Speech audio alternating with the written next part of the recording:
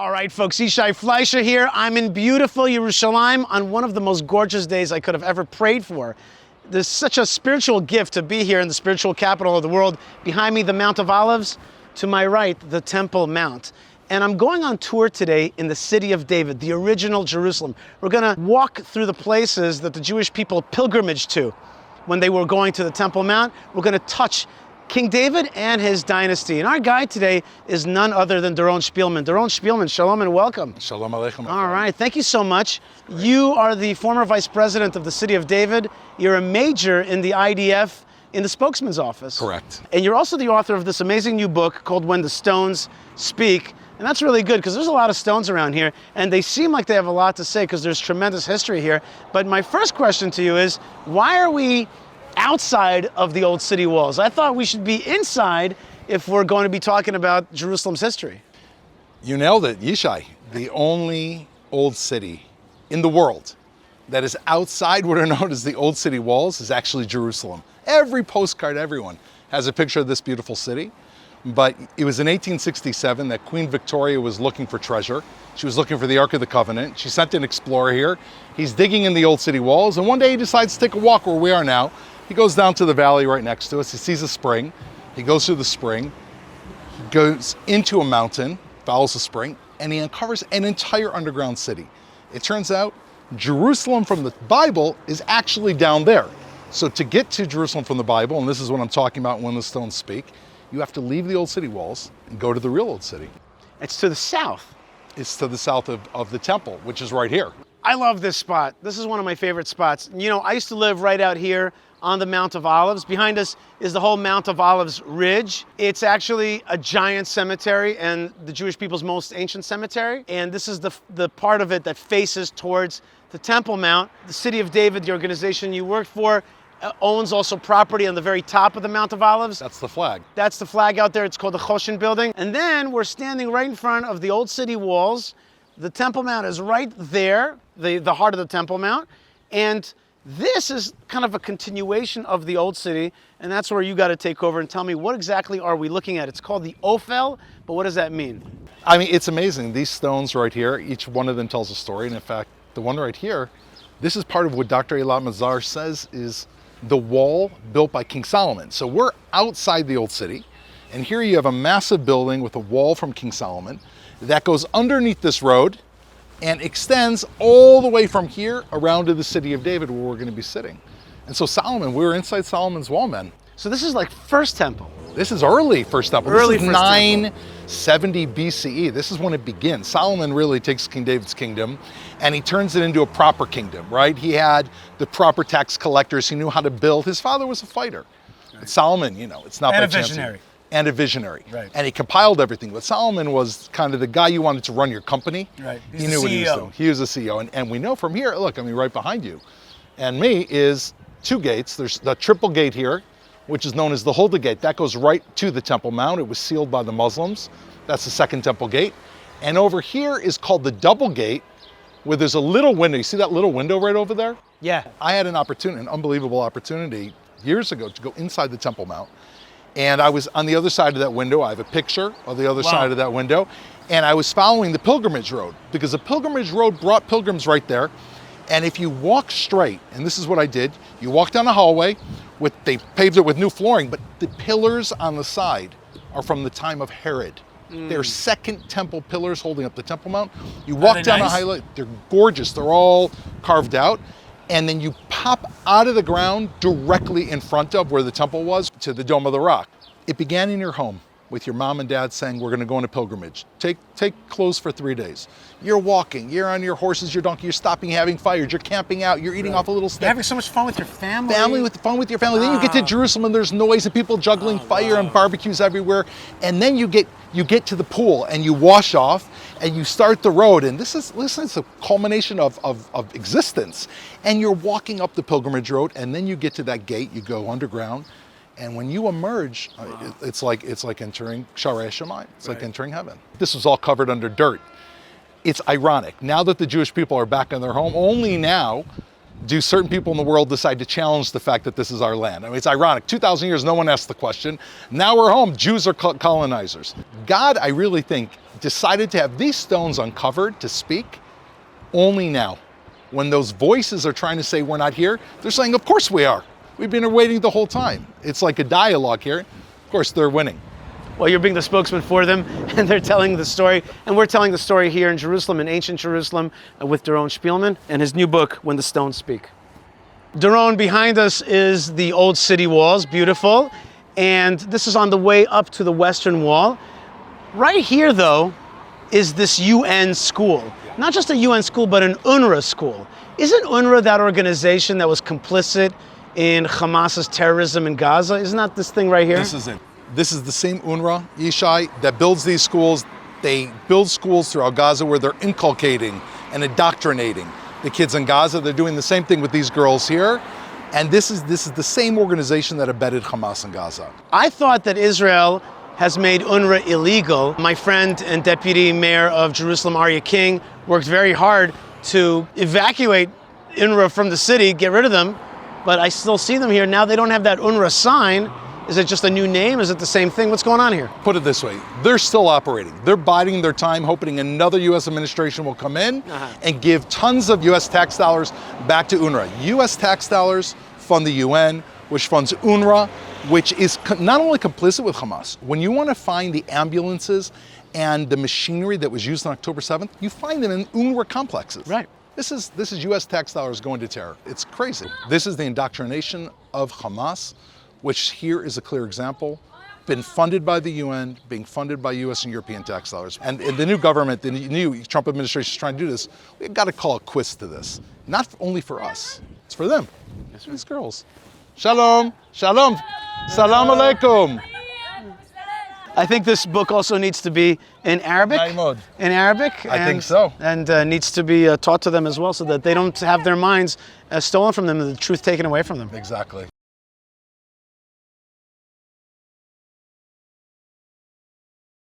Okay, Doron, there's the old city walls. There they are. And look, the sign to the city of David is pointing away from the old city walls because it's down here. Just like we said, it's outside. And up there is where the entrance to the Western Wall is? That's where the entrance to the Western Wall. And one day the pilgrimage will take us all the way underneath this road into the old city of Jerusalem. Wow. Underneath the road. Just check out these signs. Check out these signs. How cool is it? City of David, Western Wall, Mount of Olives, and I love this one, Tel Aviv. Tel Aviv. Just Tel Aviv is that way, you know? Exactly. I love that. I love that. New York, 4,000 miles that way. Yeah. Tokyo, Hong Kong, that's right. Okay, we're crossing the street and we're heading down to the city of David. Yishai, you remember last time we were here, we parked here.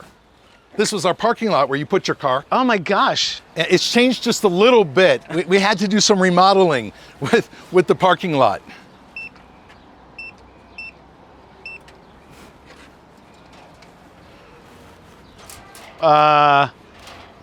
This doesn't look like a parking lot. We had to do a little remodeling, and therefore now this is essentially a portal into the past. Wow.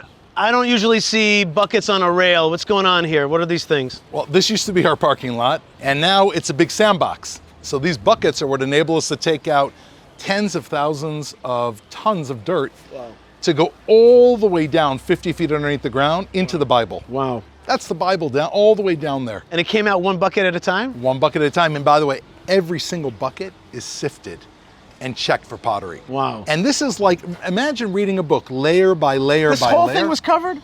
Covered. We thought that there would be 6 civilizations here. There were 11 civilizations here. Wow. What are those dudes doing? Sifting through the stones, sifting through the sand, and coming up with tomorrow's greatest discoveries. That's fun. That's a good job, huh? You know what you'll see on the news tomorrow, he's going to find today. That's exciting. Here, come down here. I just want to explain it to you. Where this container is where the parking lot was. Oh, last time we were here way over our heads. Wow. And now we're literally going back in time. I mean, look at this. We haven't rebuilt anything. Can you believe last time you parked here, this was what was beneath your car, these walls. This is already Second Temple period times. And we've got Hasmonean and Hanukkah period, but now we're really going to go into the Bible. So watch your step here. This wooden staircase was, made on site, one could call it. We just walked a minute, and we have now gone back 2,600 years. You have descended through a story. We started at the late Muslim era. It's a few stuff. There was nothing big here during that time. Went all the way through the Ottoman period, the Byzantine period, the Roman period, Second Temple, Hanukkah, and now the final walk is all the way into the Bible. Watch your step, please. One of the big critiques of City of David is that you guys don't care so much about the Muslim periods. That you guys kind of like, whatever, you're just trying to get past it to get to the Bible, and therefore the claims of the Muslims are kind of pushed aside. If the Muslims had any history in the City of David, then why would they build the old city wall, not including the City of David? There is almost nothing here from the Muslim period. During that time period, this was fields, mostly potato fields and basic farming. There were 2 Muslim families and 1 Jewish family that were here, we know from history. Wow. And what you find in this area is mostly just agriculture. However, anytime we do find something that in any other culture would be insignificant, the Israel Antiquities Authority saves it. Why? Because we want to show that at least there's something. So we're constantly hoping to find something. Why is that? Because when people come here, they make these claims, and we want to say, listen, of course we're not destroying Muslim archaeology. There's nothing to find. That's the issue. And so anything, the most basic thing, we found a tabun. A tabun's like a basic oven.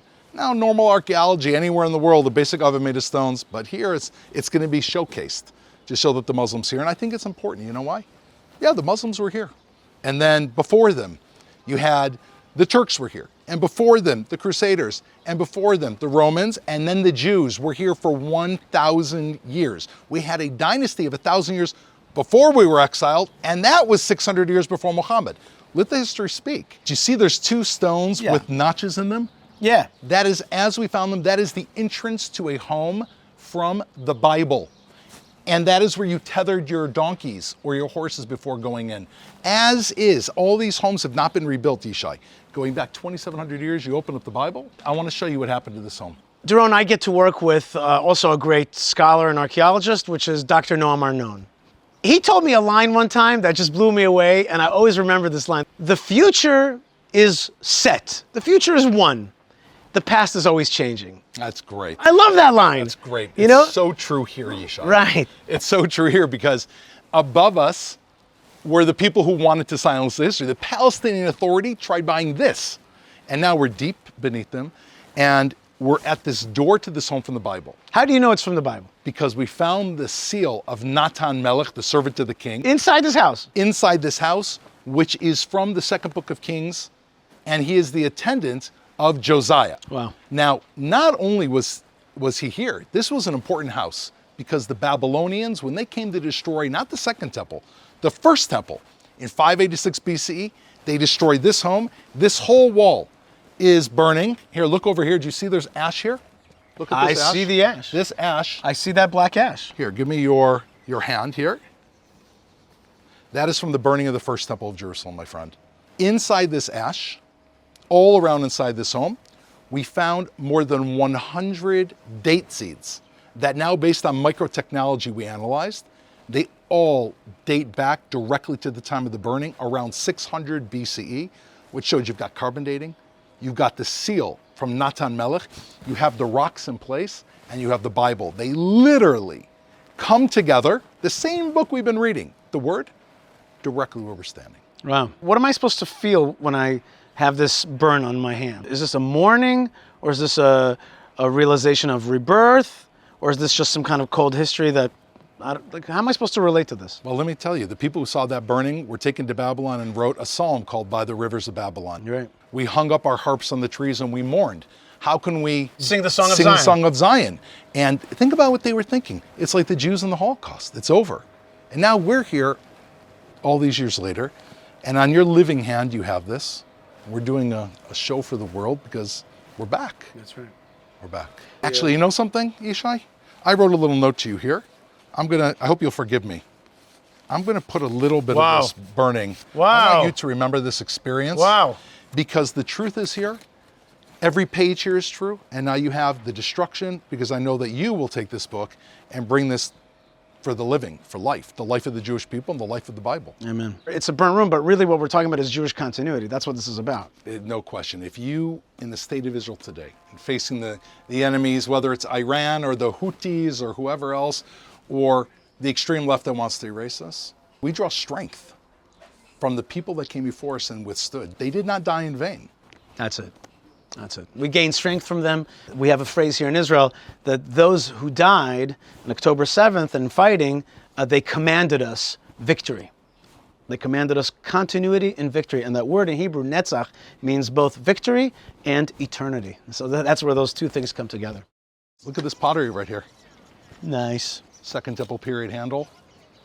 Right there, right there. You do a little sifting here. You know, there was a woman here that was sifting. Her name was Nadine, and she was volunteering. She came for a month. There was a crew here of about 100 people. Everyone's looking for important stuff. Nadine comes, and she unearths in a room just over here.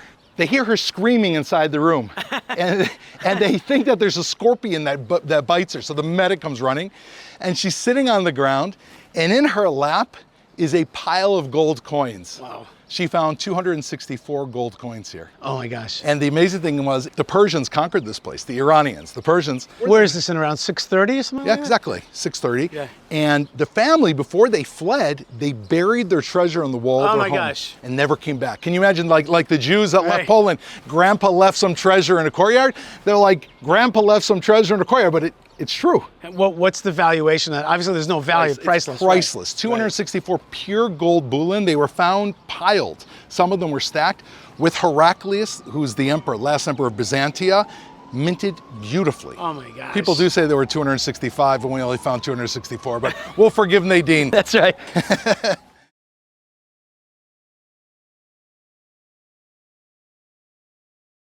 Doron, this is, I guess, really what you've been telling us the whole time. There's the pool of Shiloach, the Siloam pool, right?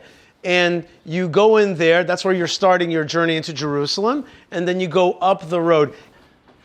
I like the sliding door. We're going down into the bowels of the city of David, and I can feel the cool air. It's much, much, much cooler. We just walked like a few feet from the sun down here. It's already much cooler, and we're going in. Let's see what we find. Let's do it. No entry. That's right. That's where we like to go. This is the pre-lunch tour. The post-lunch tour you can't fit. Oh my gosh. These are the stones of the pilgrimage road, and we're underneath it in this tunnel made during the Second Temple period where the water flowed and where the people were hiding. Basically, at the end of the Second Temple period, when the Romans were attacking, the Jews went to the tunnels. Okay, so who built this? This is King Herod. He's a building genius, right? He is probably the greatest builder in the world in the end of the pre-first century. So we're in the drainage system of ancient Jerusalem, the Second Temple. This is Herodian. This is a Herodian built structure. And the road, the pilgrimage road itself, is above us. Yishai, you want to do something really cool? Yeah. All right. This is the drainage channel, but the road is over our head. We're going to go now up onto the road. So very carefully, follow me. Looks like this jacket is going to dry cleaning. Oh my gosh. Doron, is this the thing? Is this the thing we've been waiting for the whole time? Is this the pilgrimage road? And what am I looking at here? Like, I mean, I'm interested in structural stuff. Like, what are these gates? What are these pillars that are holding up, these arches that hold up this thing? What's going on? This was specially designed by engineers to be able to excavate underneath a city where there are Jews, Arabs, living, roads, schools, everything over your heads. And this keeps not only everything in place, this is made to support an 11-story building. And so what is the irony? The initial claims at the Supreme Court were that the dig is disturbing the ground below. Now the irony is none of the homes that were built here so quickly have supports on them. So anytime it rains, they move. The most secure buildings in all of Jerusalem are the ones that are above our excavation because these are supports now for their homes. I mean, this looks like a monster project. And the city of David has invested hundreds of millions of dollars in this excavation in order to shore up the city and be able to dig. Imagine where we're standing right now. Literally millions of people taking this journey from the pool. Wow. By the way, we're looking at homes. All these walls here are homes that we haven't yet dug. Look right next to us. Do you see there's an arch here? Yeah. So there was a home here from the Second Temple period with a water, this is a cistern, right next to an opening to a cistern. And we haven't even begun to excavate the life on both sides of this road. This entire city, imagine Fifth Avenue. The wealthiest homes are the ones that are on the avenue. So these people had walkout, avenue property. Nice. Fifth Ave.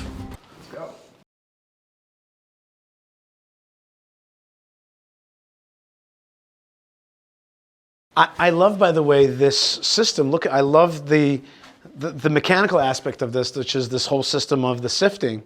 Right. It's got to go all the way down. Again, costly and serious technological endeavor. I mean, it's more than $100,000 per meter. I mean, it really is. And many people around the world have just donated to this because they want to be part of it. And this is the conveyor system you were asking about. Yeah. So all the bags, when they excavate, these bags are attached to a conveyor hook, just like this, put on, and then sent all the way down to the bottom where they're sifted by archaeologists. And this is all the discoveries, the coins, the golden bell. The golden bell actually wasn't sifted, but it was found here in the upper area, buried in a little section of dirt, the golden bell of the high priest, the Kohen Gadol. The high priest had a kind of skirt that he wore, and it had a little bell and then a little pomegranate. Bell, right. Pomegranate, bell, pomegranate. And we found a bell. Yeah. That probably, during the destruction, he was probably running away. It got torn off the hem of his garment, fell into one of these drainage ducts, right down here. Well, that is like a message in a bottle, right? It is. That's like, when you find that must be like... It was unreal. It was put in my hand right after it was found. Oh my gosh. Eli Shukran had been found, and I was in the middle of a meeting in my office. And he bursts into the meeting and he puts the clump on the table. And I'm looking at it and he goes, Spielman, pick it up. So I pick it up. Like I said, it wasn't clean. And I said, is it gold? And he goes, yeah. And I said, what is it? He goes, shake it. And I shook it. He goes, what's gold? Has a chime inside of it and is pure gold. And now we were sitting at the table. I go, you can't be serious. He goes, yes. And it's the only golden bell, 24 karat gold, with the chime inside of it, found in any excavation in Israel, found directly next to the Temple Mount. Wow. It's the feeling that we're so close, like the temple's crying out to you. And then you even made jewelry, like copies of it, right? We have copies of it, and you can buy it at the top of the store. We've given them to many first ladies. Merchandising. Merchandising. All right. We've given them to numerous first ladies. Right. You can choose your first lady. You like them, you don't like them. They've gotten the golden bell. That's their common I think gift. I gave it to my first lady. The Israel Antiquities Authority is very academic and very hesitant about, they don't jump to conclusions. But based on the fact that it's the only one ever found in Israel, and it's intact, and it's pure gold, and it was found next to the temple, even they said, apparently this is the golden bell of the high priest. That was a big score. Right, did they have a wow moment themselves? It was a wow. Everybody, you couldn't not. Look, what's this? Look at this beautiful mosaic. You're right, wow. That is a beautiful mosaic. That is a beautiful mosaic. Yishai, I never noticed that before. Wow. Why, look at that. That is gorgeous. Yishai, go down there and very delicately pour a little bit of water on it. We'll watch your head. Okay. Get a picture of some of the coloration coming out right there. All right. You can pour a little bit more. Okay. Oh yeah. So now you can see the red terracotta. And that's an actual mosaic. Those are stones, not painting. Right. Wow. Look how gorgeous that is. Second Temple Jews and Gentiles, lovers of Israel, who came to give homage to the God of Israel, would see this. Yes. Would see this. This is what they saw. This is probably a glorious entry into someone's home that, by the way, you're on the road, you're thirsty, you're hungry. They welcome you in. Just to get a chance to see it now is amazing. And to touch it and to clean it. First he had me with the ashes, and now my hands are dirty from Second Temple dust. Okay, my hands are getting real dirty, and that's what it's like down here. You're getting your hands dirty, but your soul is clean because you're really touching the past. Here it is, I'm touching the past. It's an unbelievable experience.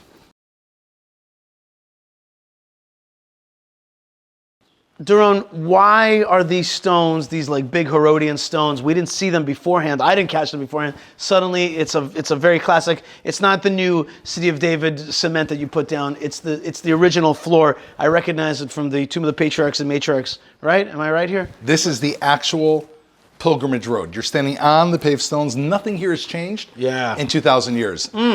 Nothing. You can see it going all the way down to the pool here, and then heading north to the temple here. We were shocked when we uncovered the road and found that it exists in all of its glory.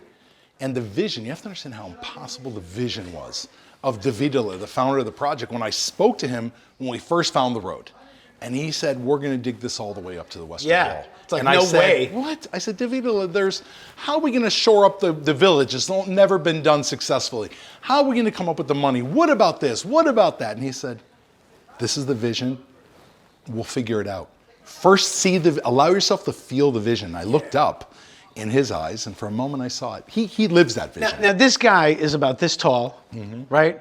And he is one of the, if not the first, religious observant soldier within the Sayeret Matkal unit. Yes, he is. The reason I'm asking about this is because it's important to know, Sayeret Matkal reconnaissance unit, it is also in a sense kind of the Harvard of Israel.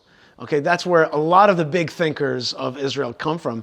And here was a religious guy, and he had a vision for the city of David. His name also happened to be David. It's important to kind of get that consciousness, like the things are done here on the Sayeret Matkal level. They are. Not to mention the prime minister himself is also a member of that unit as well. Come right over here, and you can see how we dig. Look at this. This is what these men and women have been digging for years. This is what it looks like before it's done. Oh my gosh. Can you imagine chiseling away day by day, bucket by bucket? Look at the pottery in the walls that we have not yet discovered. The next bell, the next coin is in here. Right. The past is always changing. It's amazing. It's really amazing. The book is already, I have to update it every day because we keep finding more and more stuff.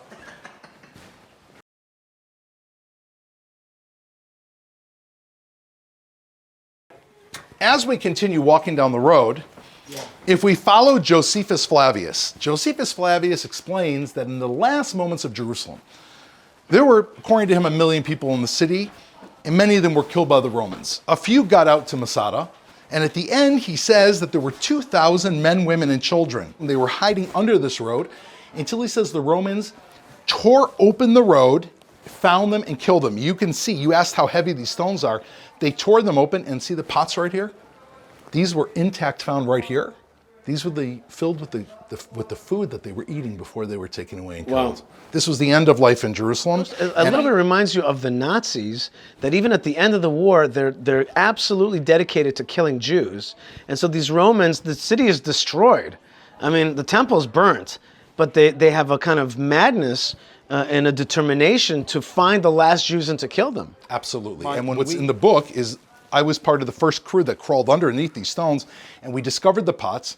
Right around here, we realized that there was a staircase over our heads. We were in this tunnel. Oh, you realized? Yeah. What, because you peeked out of the breaks? No, we could see it over us going like this, and therefore, Eli Shukran said, okay, the road is over our heads. Wow. And we crawled back out, and the excavation began.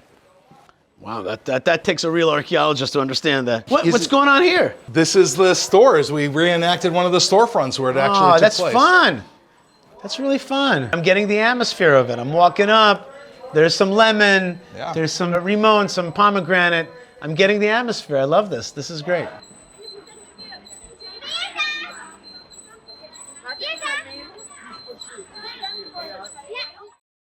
This is Yishai Fleisher, an old friend of mine. He's one of the spokespeople for the Jewish Community of Hebron and like Gush Etzion, little bit right hand, okay? Strong hand.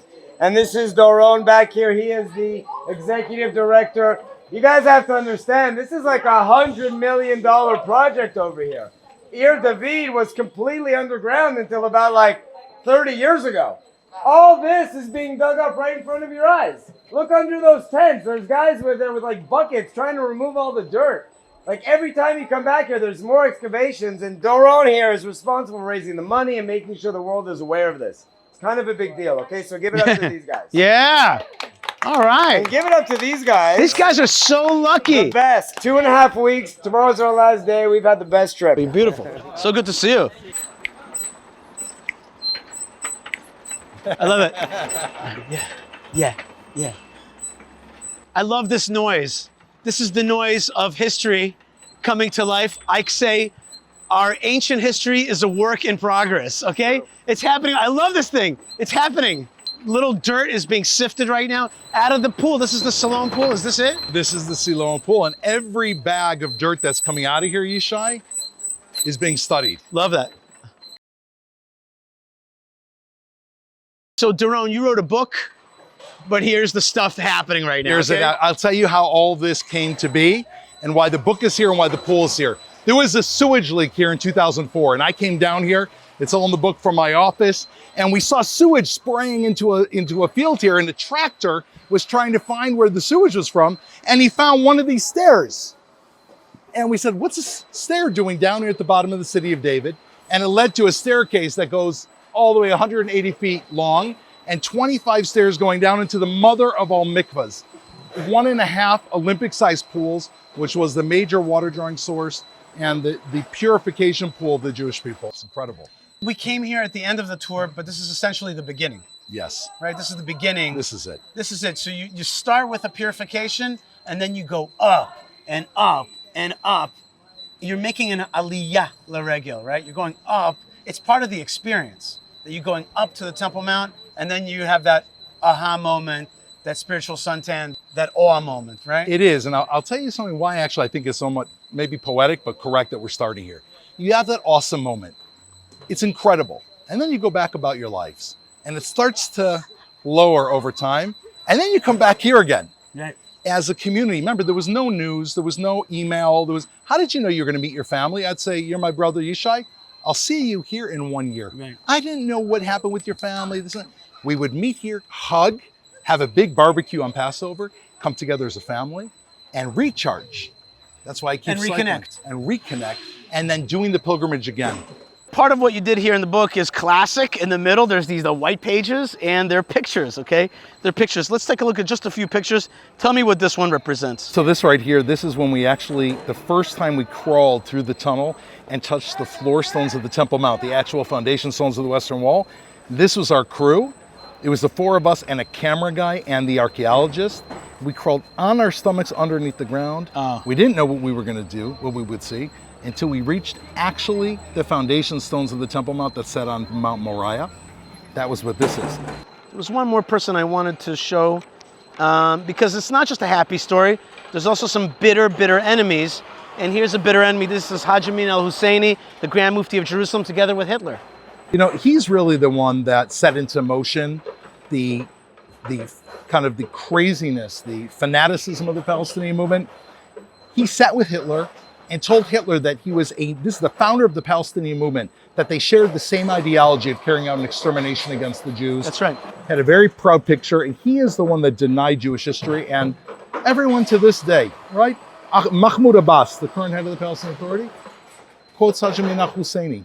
By the way, Hitler did not like the Arabs. He thought they were also Semites. He wasn't into them. He didn't like their religion. He didn't like anything. But he convinced them that they have a shared value system, which is the destruction of the Jews. That's how they became friendly. And he became later the head of the Bosnian SS and was in charge of really, I think, 30, 40,000 Jews murdered. So he was a very serious and bitter enemy of the Jews. And you're right that he's the father of Palestinianism, that anti-Israelism, that replacement narrative against Israel. Do you think that one day this road will be in use not just as a museum, but also as actually going up to a third temple? I mean, if the Jews have been praying for a third temple for thousands of years, and when that third temple is built, which is the ultimate fulfillment, I can't think of anything that's been waiting for us longer to use than this road.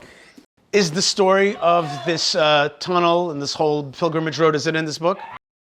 The main focus of the book, in the center, we get to the uncovering of this road, which is the most magnificent thing, and the magnificent efforts of our enemies to stop this. Because you can understand what this means. When you're talking sovereignty and establishing the state of Israel in Jerusalem, and let's not forget, this is in that area of Jerusalem called East Jerusalem, which the peace agreement, so-called peace agreement, said we should give it away. So you bring someone here, anyone in their right mind, could you imagine giving away the very reason that you're in Israel and the reason that the world wants to come here? The root of our narrative, what's so ironic about all the peace efforts is that the reason there's a third Commonwealth of Israel today is rooted in its history. How could you give away the thing that roots you in your history? No question. And it undermines your whole credibility, your whole legitimacy. That's right.